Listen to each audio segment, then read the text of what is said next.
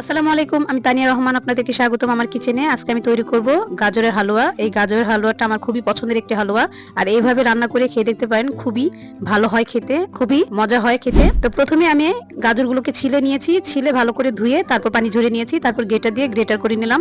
এখানে 1 কেজি গাজর আছে। তো গাজর আপনার বড় অংশটা দিয়ে আপনারা গ্রেটার করে নেবেন না, ছোট যে গ্রেটারটা আছে সেটা দিয়ে গ্রেটার করে নেবেন।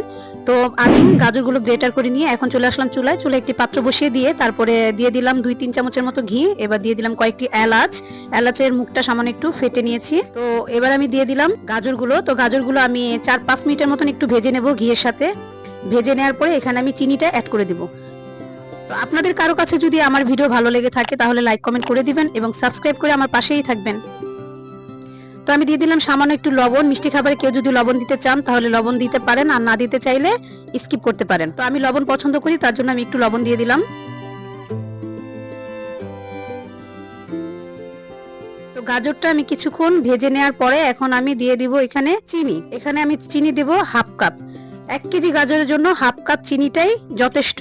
যদি আপনারা কেউ মিষ্টি একটু বেশি খান তাহলে সামান্য একটু বেশি দিয়ে দিবেন, কিন্তু পারফেক্ট মিষ্টি যদি চান তাহলে 1/2 কাপ দিবেন। এবার দিয়ে দিব আমি 1 কাপ ঘন দুধ। তো এটা লিকুইড দুধ না, আমি এখানে গুঁড়ো দুধটাকে ঘন করে পানি দিয়ে গুলিয়ে নিয়েছি। আপনারা চাইলে লিকুইড দুধটাকে ঘন করে জাল করে ঘন করে তারপর দিতে পারেন। এখানে 1 কাপ দিয়ে দিয়েছি দুধ। তো দুধটা দেওয়ার পরে কিছুক্ষণ আমি গাজরটাকে এই দুধের সাথে সিদ্ধ করে নিয়েছি। তারপরে নেয়ার পরে আমি এখানে বাদাম দিয়েছি, কিশমিশ দিয়েছি। তো এখানে 2 ধরনের বাদাম আছে, কাজু বাদাম এবং পেস্তা বাদাম। আপনারা আপনাদের পছন্দ অনুযায়ী বাদাম দিয়ে নিবেন। আমি বাদাম দিয়েছি, একটু পরিমাণে কম হয়ে গিয়েছে, আপনারা চাইলে একটু বেশি করে দিতে পারেন। তো এবার আমি দিয়ে দিব আবার 1 চামচের মতো ঘি। তো আবার এরকম করে কিছুক্ষণ আমি রান্না করে নেব যতক্ষণ পর্যন্ত দুধটা টেনে না যাবে।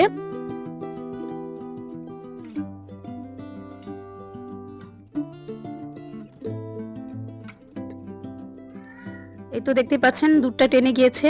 এই পর্যায়ে আমি দিয়ে দিব এখানে গুঁড়ো দুধ। তো 1 কাপের একটু কম দুধ হয়েছে, এখানে 1 কাপ গুঁড়ো দুধ দিবেন। তো আমার হাতের কাছে গুঁড়ো দুধটা একটু কম ছিল, তার জন্য 1 কাপের একটু কম হয়েছে। তো আপনার পুরো 1 কাপ দিবেন, তাহলে আরো ভালো লাগবে খেতে। তো হয়ে গিয়েছে। এভাবে কিছুক্ষণ আমি আরো 2-3 মিনিটের মতো রান্না করে নেব, তারপর চুলা থেকে নামিয়ে নিব, তারপর আপনাদেরকে পরিবেশন করে দেখাবো। তো খেতে কিন্তু খুবই ভালো লাগে। এভাবে গাজর হালুয়াটা রান্না করে খেয়ে দেখতে পারেন একবার হলো। আর আমি যে রান্না করেছিলাম খেতে খুবই স্বাদ হয়েছে, মানে খেতে অনেক মজা হয়েছিল। আমি আবারও বলছি আপনাদের কাছে, যদি আপনাদের কাছে আমার ভিডিও ভালো লেগে থাকে তাহলে অবশ্যই আমার পাশে থাকবেন।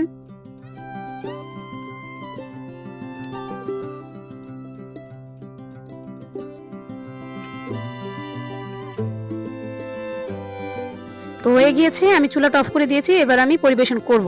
তো দেখতে পাচ্ছেন পরিবেশন করে নিয়েছি। তো সবাই ভালো থাকবেন। আসসালামু আলাইকুম।